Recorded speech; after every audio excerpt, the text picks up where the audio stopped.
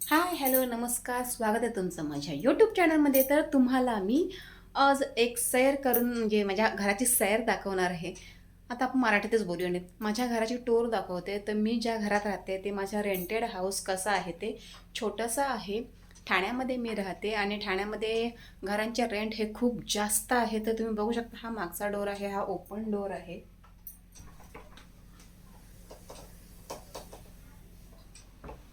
आणि एवढं काही खास नाही आहे का. तुम्ही बघू शकता हे जे सगळं निघालेलं आहे हे माझ्या मिस्टरांनी सगळं बनवलेलं होतं. पण काय होतं आहे, इकडच्या ज्या भिंती आहेत ना त्या पूर्ण ओल पकडतात. हे बघा, हे सुद्धा सगळं ओल पकडतं. आणि हे सगळं बनवलेलं होतं, सगळं रिपेअर केलेलं होतं. जसं की हे पूर्ण काहीही राहत नाही व्यवस्थित. पूर्ण पोपडे पकडतं. हे तर फुगलंय नुसतं. ह्याला जर मी मारलं ना बुक्का तर सगळं खाली पडेल. पण काय करायचं. हं, आता मी जिथे राहतोय तिथे या रूमला 7,000 भाडं आहे, म्हणजे रेंट आहे. आणि अजून चांगल्या चांगल्या ठिकाणी गेलं ना की 8,000 9,000 असं नुसतं चाळीतल्या रूमसाठी रेंट आहे. तर म्हटलं ठीक आहे, हे घर आहे तर इट्स ओके. आणि इथे तर इथे बुक्स वगैरे आम्ही ठेवतोय. इथे कोपऱ्यात तर पूर्ण घाण झालेली आहे.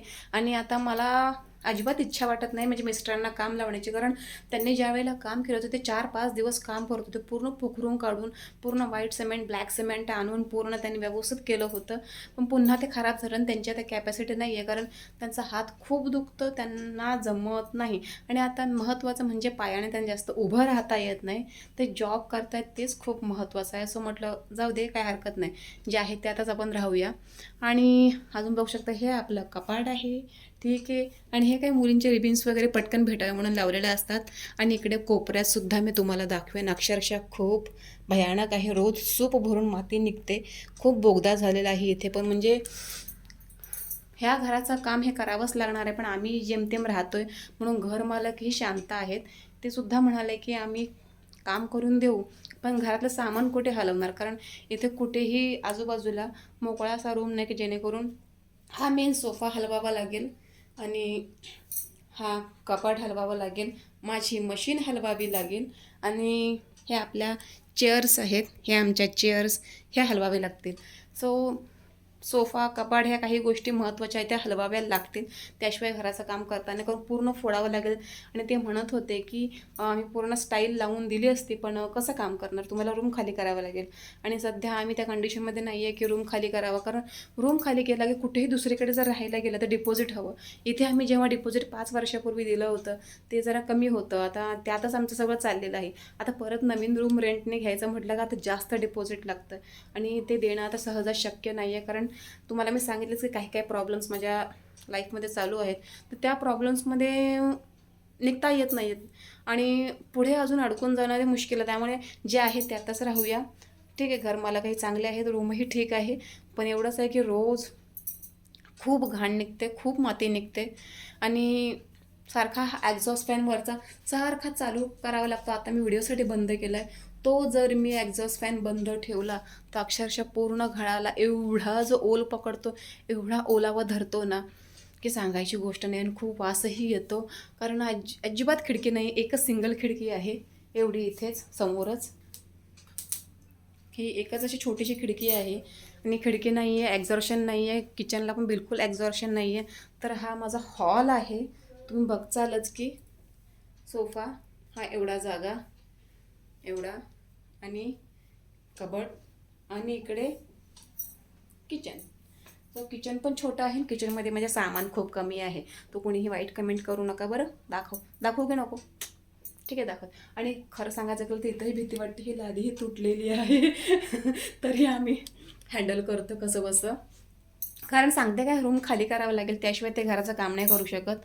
आणि तेही आमच्यामुळे अडकलेले आहेत. आणि ते आमचे प्रॉब्लेम समजून घेतात म्हणून. पण तरी हे रिस्की खूप आहे. हे खूप रिस्की आहे लादी. पण ठीक आहे. आणि माझं किचन किचन आता मी एंट्री घेतलेलं आणि इथेच बाजूला माझी मांडणी आहे. आणि माझी मांडणी ही खूप छोटीशी आहे. सो ही मी सुरुवातीलाच आम्ही जेव्हा नवीन संसार बसवला, माझा सगळा संसार आहे बरं लग्नातला, आपण इथे काही नव्हतं. मग ही मांडणी माझ्या नवऱ्याने मला खरेदी करून दिली होती त्यावेळेला 800 रुपयाची.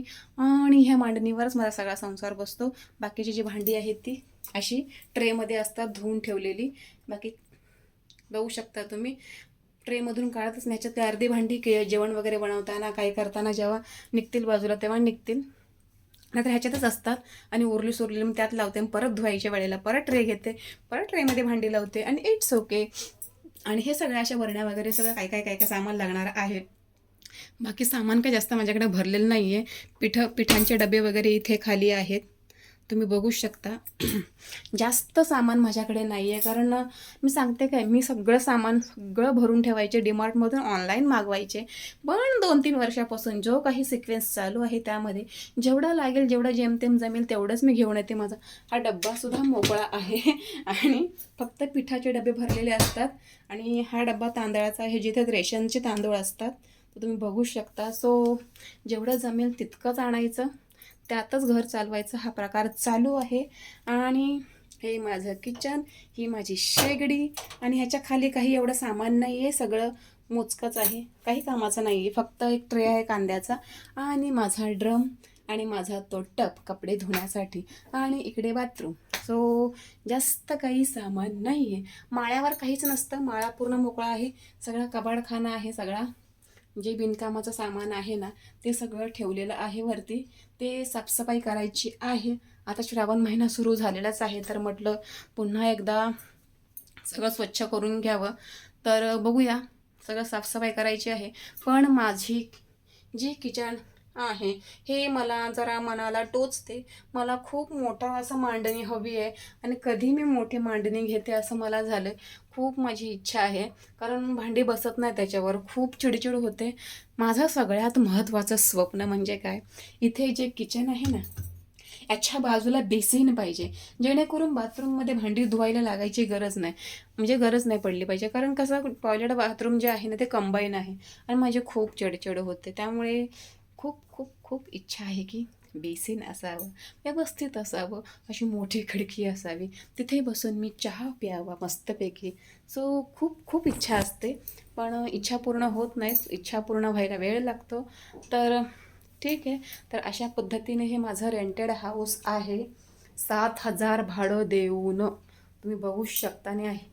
आणि सगळ्यात महत्त्वाचं फक्त इथली खंत आहे किचनची, बाकी मला काही खंत नसते.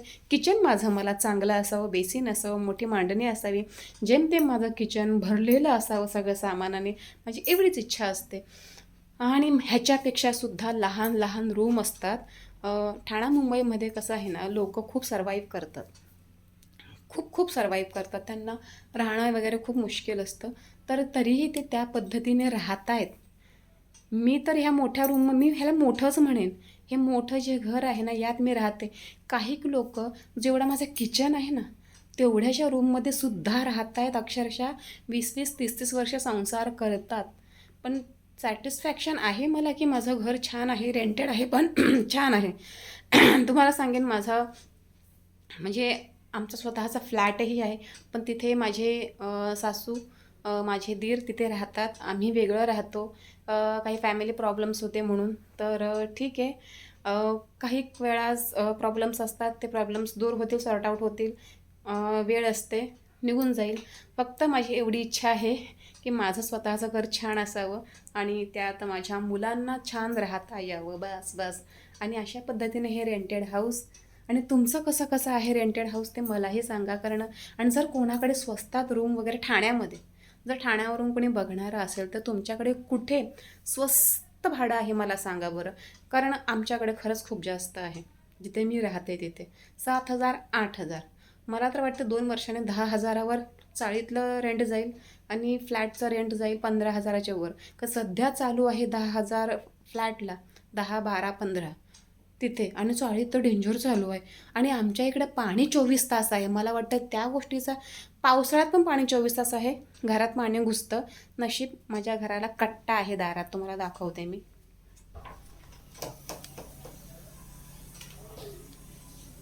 आहे की नाही, एवढा उंच असा गुडघ्या एवढा कट्टा आहे दारात माझ्या. का तर घरात पाणी शिरतं म्हणून. खूप जोराचा पाऊस पडला ना, जास्त जोराचा पाऊस पडला ना, 1 तास जरी तरी गल्लीत पाणी वाहतं कमरेपर्यंत. त्यामुळे तेवढा कट्टा वाढवलेला आहे. त्यामुळे माझ्याकडे 12ही महिने पाणी असतं. 24 तास तर आतल्या नळाला पाणी आहेच आहे, पावसाळ्यात तिकडून पाणी येतं. तर अशा पद्धतीने ठाण्यातील माझं घर आहे. तुमचं कसं आहे नक्की मला कमेंटमध्ये सांगा. आणि माझं छोटंसं घर तुम्हाला आवडलं का हे सुद्धा सांगा. तर पुन्हा भेटू एका नवीन व्हिडिओसह. तोपर्यंत बाय.